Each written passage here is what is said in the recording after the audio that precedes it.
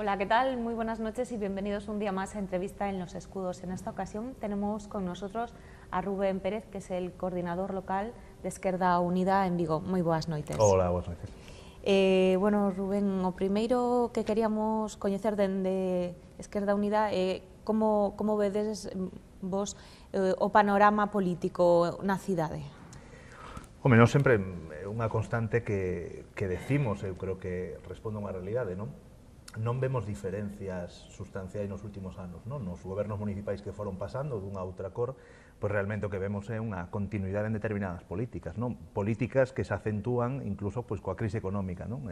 Era de esperar que un goberno que se di progresista pois tivera unha serie de políticas, sobre todo o ámbito social, para afrontar este proceso de crisis brutal que estamos recibindo, e non vemos unha alternativa, non?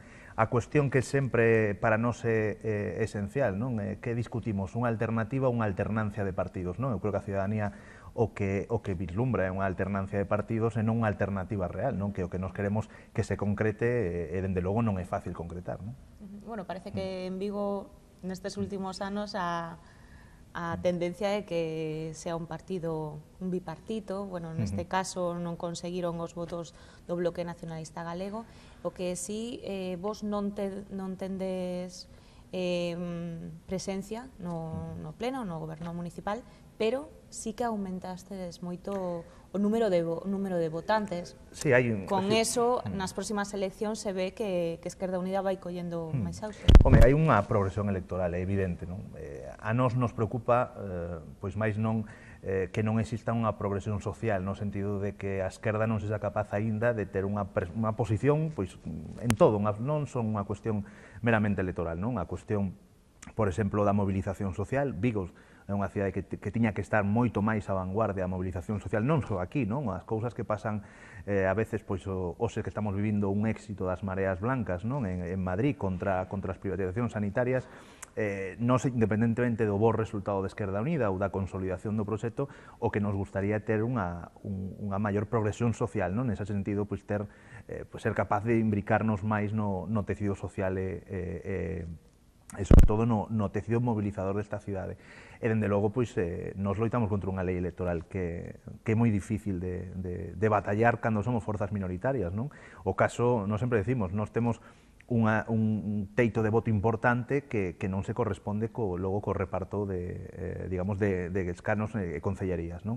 O caso das municipais, ter un teito do 5% que impide ás forzas políticas minoritarias estar na corporación, pois a nos parece que é unha cousa a eliminar. Aínda así, pois todo di que nas próximas municipais ese teito podemos superalo e crear unha alternativa, que é unha parte importante, non? Esa alternativa o que nos queda definir é que será unha alternativa que é Esquerda Unida, será unha alternativa moito máis amplia, que collerá máis sectores sociais e máis organizacións. Ese é o debate que ahora mesmo creo que é o debate que ten que ter a esquerda neste país, non? A política de alianzas eu creo que é interesante.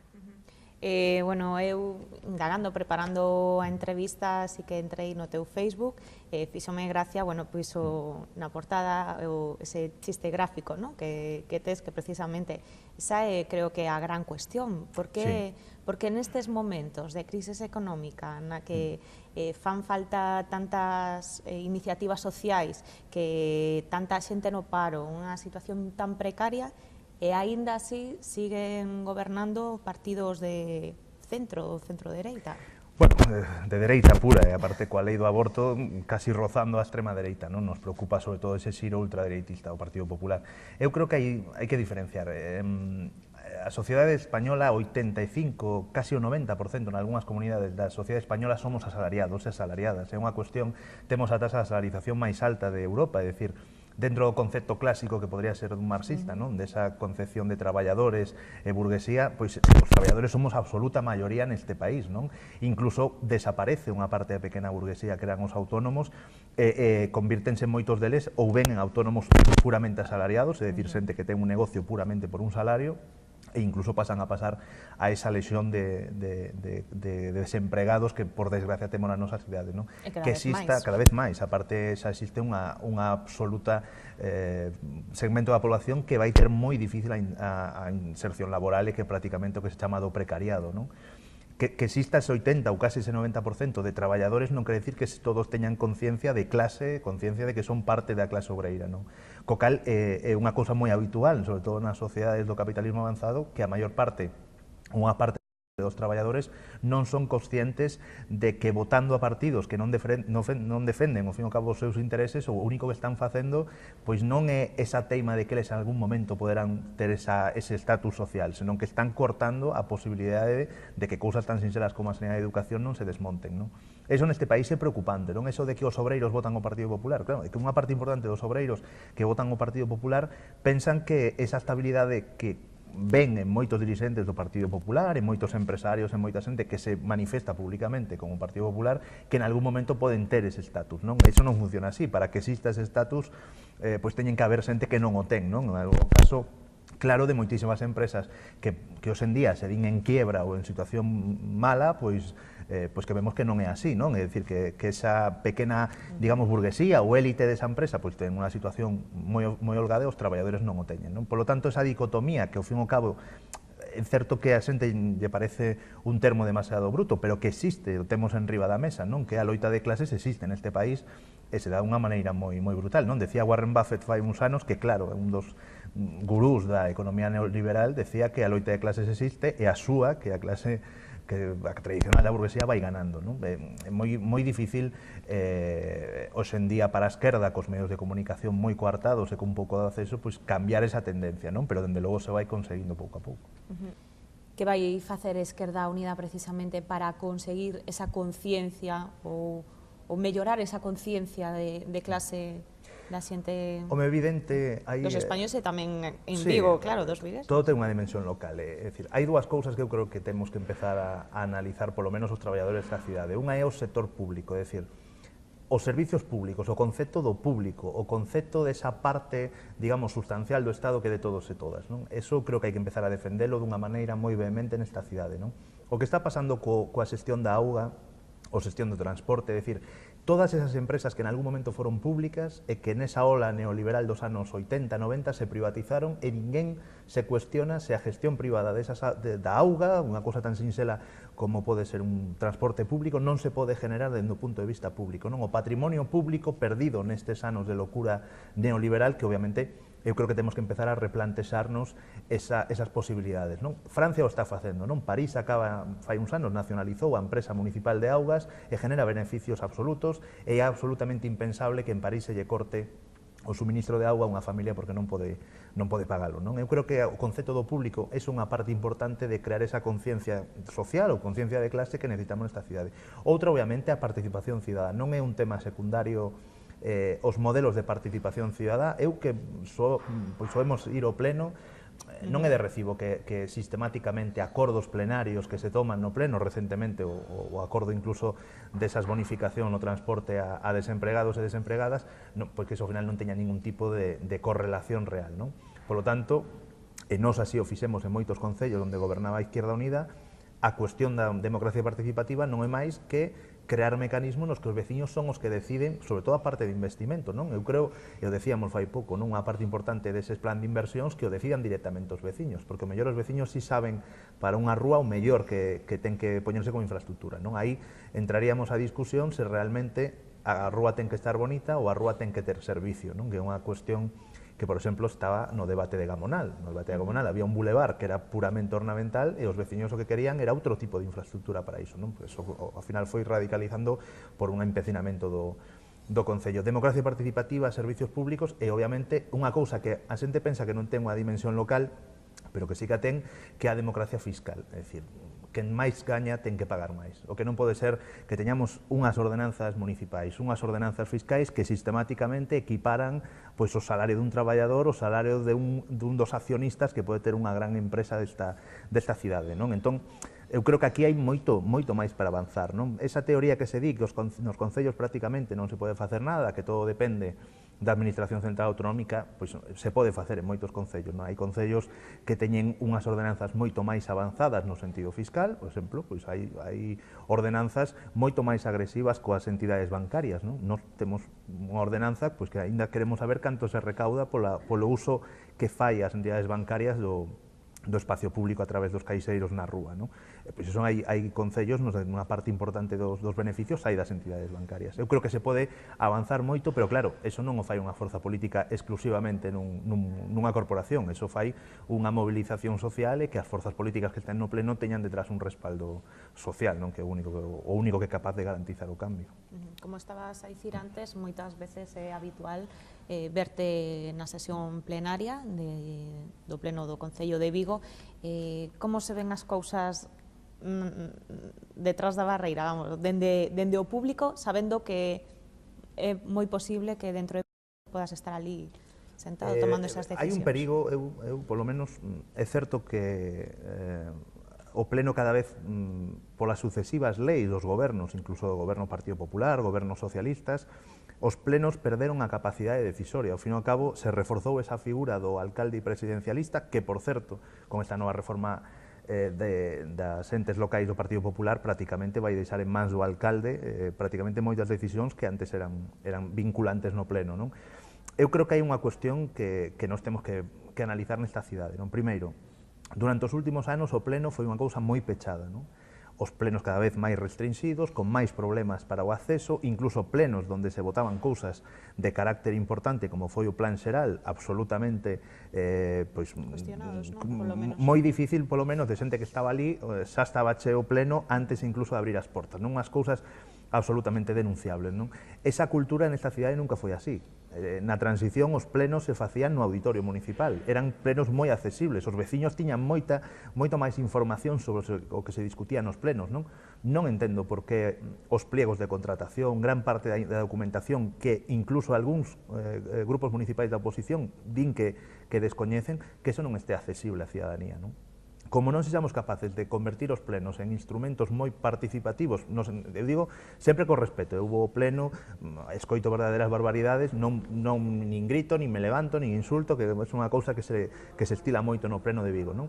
E tamén porque a xente tamén reacciona dunha maneira negativa cando se vai cortando ese nivel, non? Eu creo que se os plenos foran máis abertos, a propia xente se educa tamén na realidade de como funciona unha entidade local, non? Eso eu creo que é un das grandes eivas que ten o Concello de Vigo en día, non? Querer facer plenos moito máis pechados, querer quitar decisión ao pleno e pasala por xunta de goberno, é dicir, hai cousas que teñen que ir a pleno que estamos esperando que aparezan, a prórroga mesmo que nos denunciamos da Qualia, que nos pensamos que ten que ser aprobada en pleno, porque nos pensamos que eso é hurtar o máximo órgano de democracia local.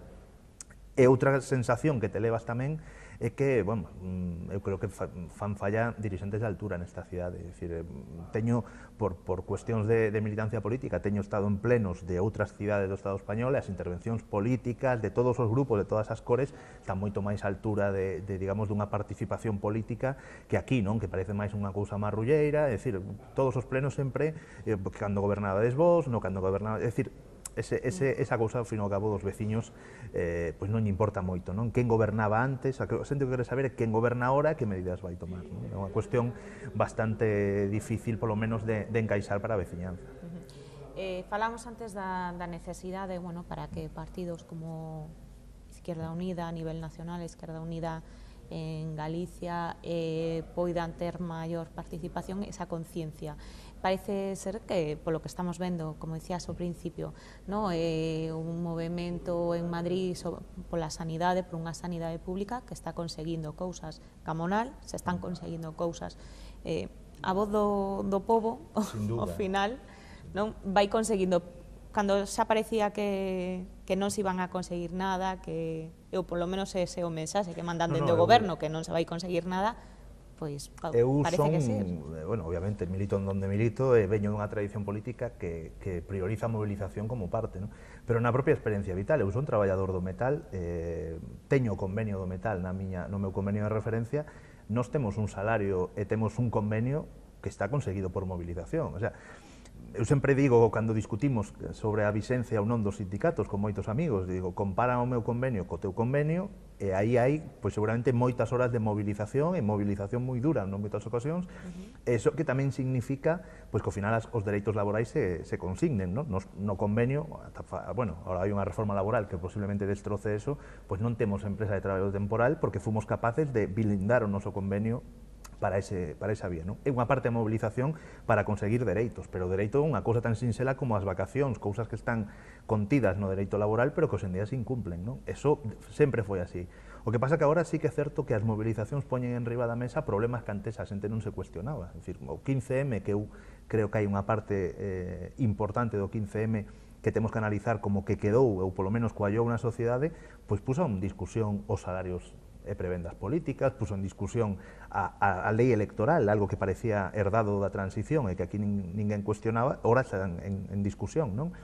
E obviamente, quen di que as movilizacións non valen, o de Madrid, a paralización do maior proxecto político da dereita neste país, que era conseguir que todo o complexo sanitario acabe nas mans privadas, nomeadamente constructoras, eso se para pola movilización dos facultativos, dos ATS, dos usuarios, das asociacións de veciños. Eu creo que é un exemplo de conseguir parar, incluso facer dimitir o ministro, o conselleiro de Sanidade de Madrid, non? A mobilización funciona, non? A mobilización ten tirado gobernos, non? Sempre se di, non, maio 68 non serviu para nada, home, dimitiu de gol e tivo que crear digamos, a Cuarta República naquel momento. É dicir, toda movilización genera polo menos un movimento. Cal é o noso problema? Pois o noso problema é de unidade. É dicir, miles de movilizacións cada vez máis focalizadas, división sindical, eu creo que aí temos que traballar nun ámbito de movilización moi xeral. Eu sigo pensando que as folgas xerais son importantes porque son marcos de movilización moi amplio. Eu creo que aí donde a esquerda polo menos temos que facer máis traballo. Se consiguen cousas, quen diga que non, pois obviamente nos últimos anos eu non coñezo ningunha mellora salarial deste país que se dera sen unha movilización previa, non? E incluso cando se conseguiron parar determinadas cousas, como nos anos 90, o plan de emprego juvenil, todo este tipo de cousas foi despois de movilizacións masivas, non? Canto menos te movas, máis difícil vai a ser xa non parar isto, senón recuperar o que fomos perdendo estes anos. Antes de continuar con este tema, porque agora o da sanidade o vimos levar aquí a nosa cidade, que tamén temos un bo de exemplo, vamos un minuto a publicidade e volvemos.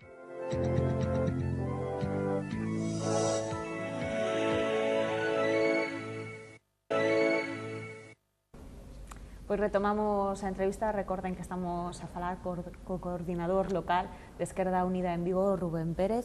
Estábamos a falar precisamente de todo ese movimento, de todo o que conseguiron en Madrid con a non privatización deses hospitais que é tan importante pois para todos os madrileños. Aquí en Vigo temos un exemplo, non digo que sexa igual, pero é parecido, no que pois o Partido Socialista, o Bloque Nacionalista Galego, Esquerda Unida tamén, fala dun hospital que vai ser privado. O goberno da Xunta de Galicia insiste en que non, en que vai ser público. Queríamos coñecer a súa opinión e se pensa que o que está ocurrindo en Madrid pode suceder aquí en Galicia, en Vigo en concreto. É evidente que sí, primeiro porque hai unha lei que o permite. É unha lei do ano 97, a lei 15/97, que permite que haxa xestión privada determinados servicios hospitalarios. Esa lei está apoiada e defendida en sucesivos gobernos polo Partido Socialista, polo Partido Socialista e polo Partido Popular. É dicir, as iniciativas que tanto Esquerda Unida e outras forzas intentamos que se derrogara esa lei, o Partido Popular e o Partido Socialista defenden. Co cal, se é posible, pois é porque dous partidos permiten que esa lei permita habilitar, a parte chamas así, a habilitación de novas fórmulas de xestión hospitalaria, de xestión da sanidade, non?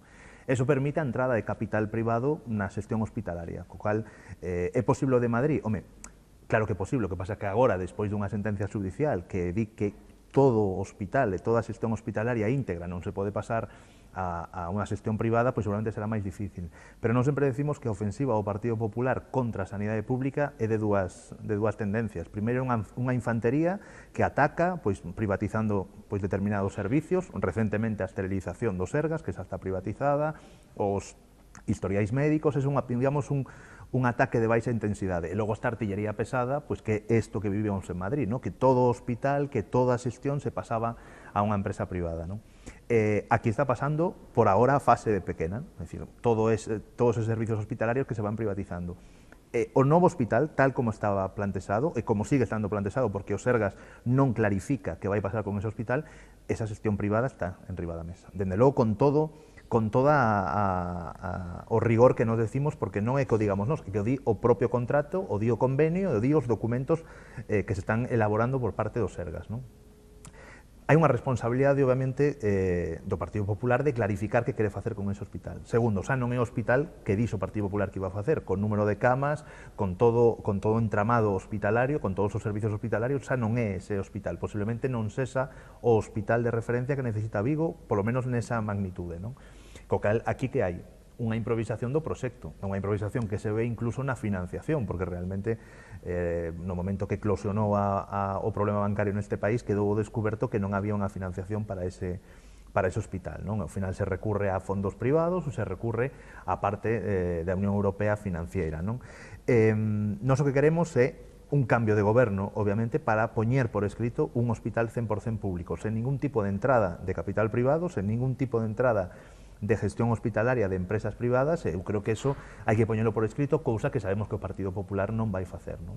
Aparte, incluso, pois, con determinados despistes, non? Con anuncios de reordenación de mapas sanitarios que realmente o que están facendo é abrindo camiño pois, a determinadas xestións que a nos preocupan, non? A lei de garantías sanitarias é unha parte dese entramado, non? É dicir, que ti se poña un ratio de tempo de intervención que hoxe en día non cumple os Sergas, creo que falan de 80 días, se dentro deses días non te poden atender no servicio público, que automáticamente seas derivado privado e que a ti non te podas negar a ser derivado privado porque quedarías, digamos, fora da lista de espera, non? Estamos falando pois, de poñer trabas á gestión pública hospitalaria, non?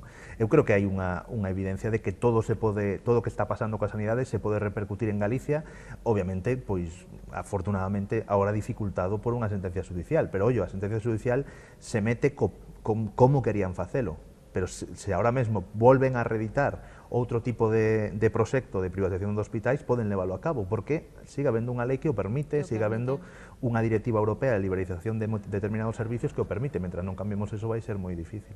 Bueno, en Madrid tamén tiñan a favor do servicio público que hubo unión, non? Entre auxiliares, enfermeros, celadores, cos facultarios, cos médicos, que eso tamén, esa unión sí que fixo, cousa que aquí de momento está máis apaciguada. Máis apaciguada, pero bueno, sí que é certo que... Aquí os médicos van por un lado, enfermeiros, auxiliares... Na última folga sí que é un hito, porque o sindicato mayoritario dos médicos, Omega, convocou cos sindicatos de clase, non, dentro do sistema sanitario. Pero non é o habitual, solen marcar a diferencia. Da magnitude do problema sanitario deste país. Que os médicos e os sindicatos de clase acaben vendo o medo conxuntamente do que pasa na sanidade pública é un indicador do problema da sanidade pública, non? Que creo que por primeira vez os intereses, corporativos desaparecen porque calqueira médico que traballa nos Sergas se está dando conta de como se está desmantelando a sanidade.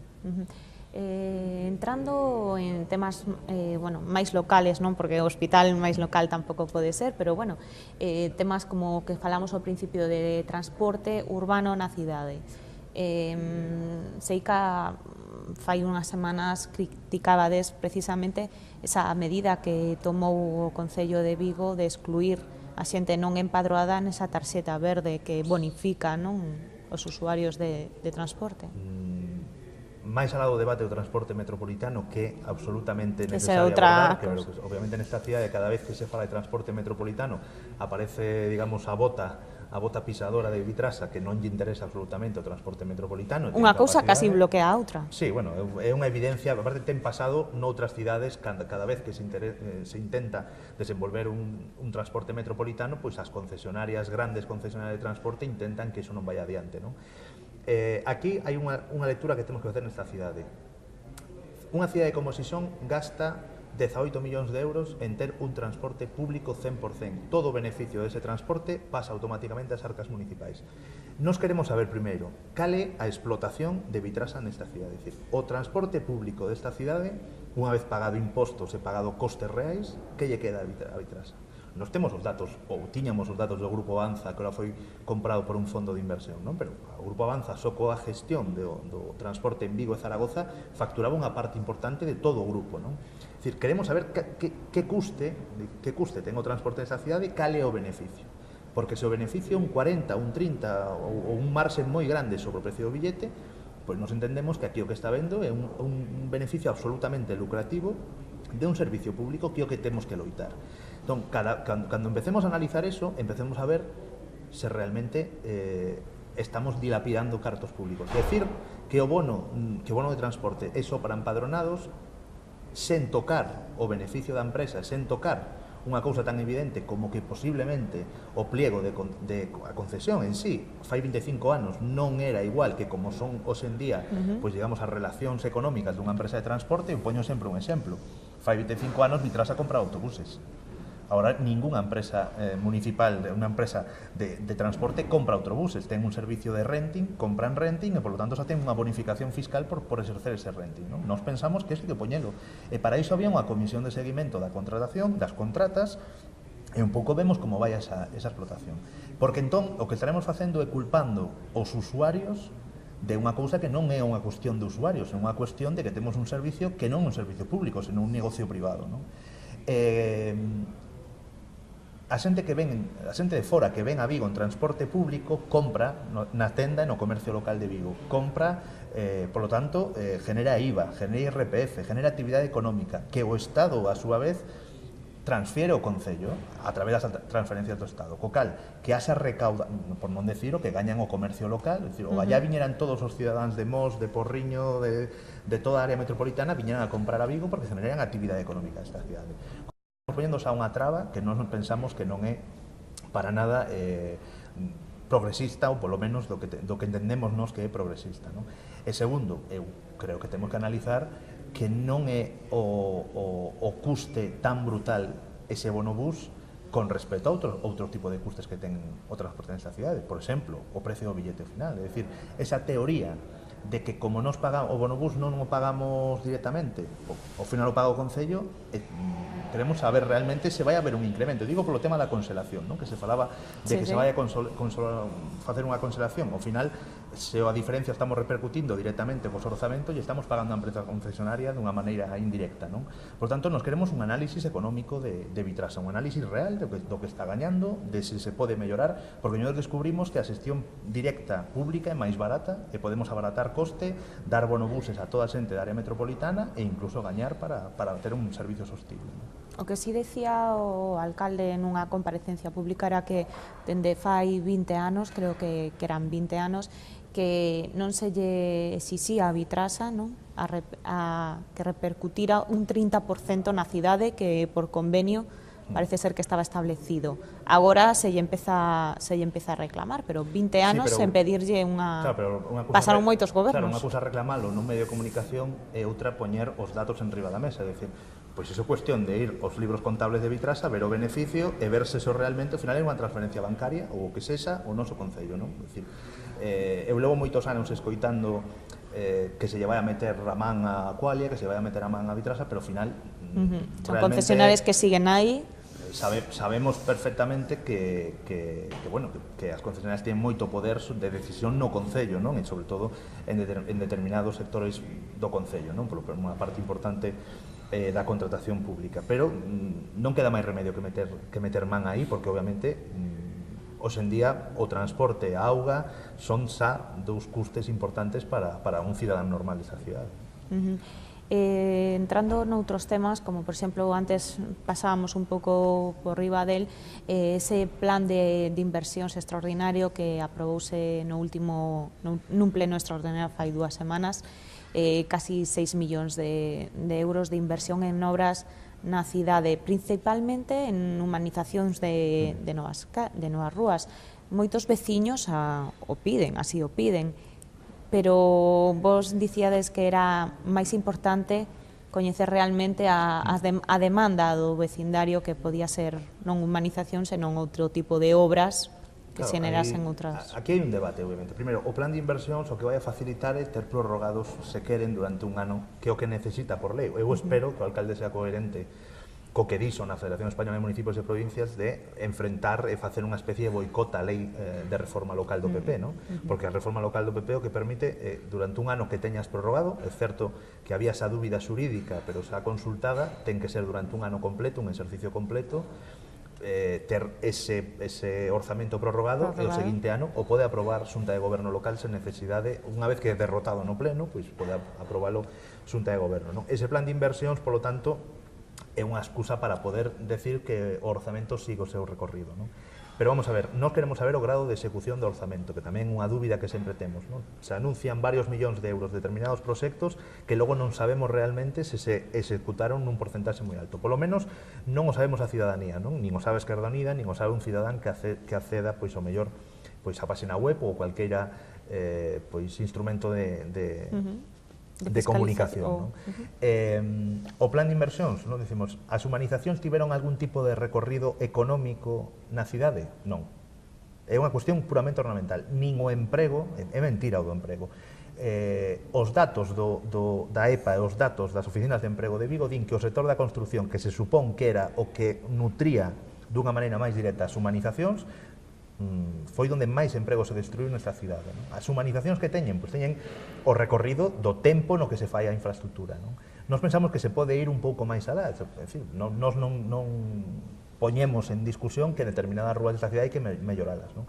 Pero por que non crear unha empresa municipal de pequena vía e obra, é dicir, para ese tipo de actividades que teña consolidado emprego ao longo do tempo? Non? Hai moitas cidades que existen esas pequenas empresas municipais e que o que fan é evitar que a maior parte de recursos dos plans de humanizacións acaben na conta de resultados das constructoras privadas. Non? E logo hai a parte da decisión, é dicir, non é unha cuestión secundaria que os veciños decidan como se vai a humanizar ou como se vai a poñer unha infraestructura no seu territorio. Por qué?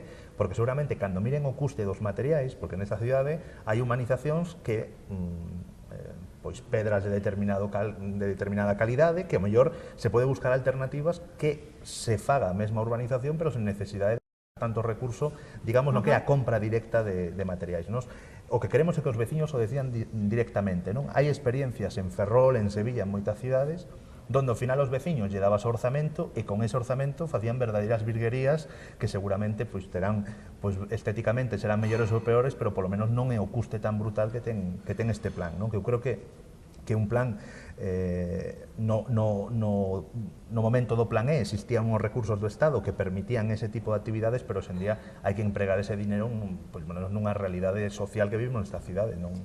Rubén, estamos nos últimos minutos, xa me están avisando que temos que acabar esta entrevista, pero brevemente, que iniciativa, ides tomar algunha iniciativa para que os veciños poidan dar a súa opinión? Nos o que queremos é explicar como funciona o orzamento participativo, como é esa fórmula, non? Como é a fórmula de elaborar un orzamento, sobre todo a parte de inversións, elaborado polos veciños, directamente polos veciños. E o faredes nas distintas asociacións? Sí, unha parte importante desa decisión son o movimento veciñal, pero as fórmulas que para nós sempre funcionaron mellor son as fórmulas de democracia directa, é dicir, que non sea a asociación de veciños a que interlocuciona entre o veciño e o concello, senón que directamente os veciños con fórmulas de participación pois poidan explicar como funciona eso, que é unha cousa moi interesante, que ao final gran parte das inversións dependan dos veciños e da necesidade concreta do barrio. Non? Xa por último, os últimos segundos, hoxe Pemex toma decisións e finalmente Barreras e Navantia van facer eses famosos floteles, que perspectivas tedes vos? Ainda que, ademais, que ti traballas? Nos, o Gallá entre en contratos nesta cidade, o Gallá se fagan barcos, se teñamos as gradas dos asteleiros funcionando, pero o Gallá non volvamos a cometer o erro dos outros anos que todos os beneficios e todas as rentabilidades que tiveron a actividade do sector naval acaben na conta de resultados de constructoras ou de fondos de inversión. Hai un perigo serio de que a aventura de Pemex sea simplemente para coñecer como facemos barcos e ao pouco tempo marchar, obviamente teñamos competidores en outros mercados, non? Eu creo que hai que ter a sangre moi fría e, sobre todo, que evitemos os localismos. É dicir, que a loita de Vigo e a de Ferrol sexa a mesma loita, independentemente de que asteleiros en Ferrol sean públicos e aquí sean privados. Pois ata aquí o tempo da entrevista, hoxe sí que alongamos un poquinho máis. Gracias por estar aquí connosco, esperamos telo máis adiante nestas próximas eleccións europeas, que tamén teremos que falar moito delas e como tamén van a afectar no fondo tamén na cidade de Vigo. Pois, señoras e señores, aquí o deixamos por hoxe, volvemos o próximo mércores a partir das 10:30, como sempre. Moi boas noites.